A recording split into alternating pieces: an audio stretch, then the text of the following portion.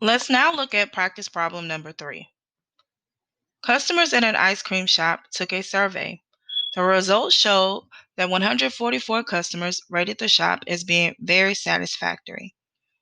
This number represented 45% of the total number of customers who took the survey. What was the total number of customers who took the survey? Again, we're going to use this proportion setup in order to help us solve the problem. Let's start by pulling out that important information from our problem. We can see that the problem says the results showed that 144 customers rated the shop as very satisfactory. So that represents just a part or some of the customers who took the survey. It also tells us that this 144 customers represents 45% of the total number of customers. So remember, percent is always over what number? You got it, 100. So let's start by writing down the known information. I know that 45% of the customers rated the shop as being very satisfactory. So that means that 45 out of 100% of the customers gave the shop this rating. I also know that this 45% actually represents 144 customers. What I don't know is the total amount of customers that took the survey. So this is going to be my unknown.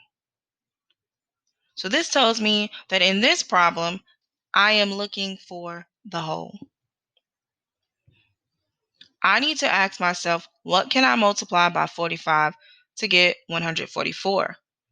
If you know the number, you can simply multiply 45 by that number as well as 100 and get your final answer. If this fraction is too difficult for you to work with, then we can always simplify it. I'm going to choose to simplify this fraction by the greatest common factor of both numbers. I know that the greatest common factor of both numbers is 5, so I'm going to divide the numerator and the denominator by the number 5. When I divide the numerator by 5, I will get a 9. And when I divide the denominator by 5, I will get the number 20. So this tells me that 45 hundredths is also equal to 9 twentieths. This is the fraction that I'm going to use to help me solve this problem just a little bit easier.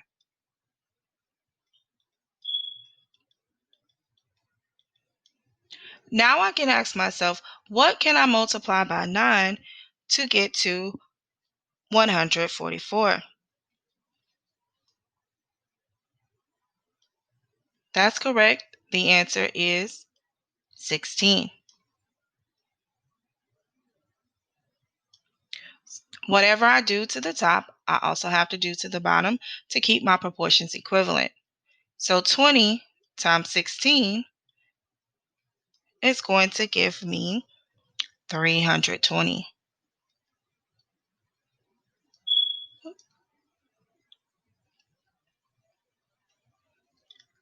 So the answer to the question, what was the total number of customers who took the survey, is 320. This number tells me that a total of 320 customers came into the shop and took the survey, but 144 of them thought that the shop was very satisfactory. So the correct answer to this problem is D, 320. You're now going to complete some practice problems on your own. Please make sure you reviewed the video, which explains to you how to upload your pictures to the assignment.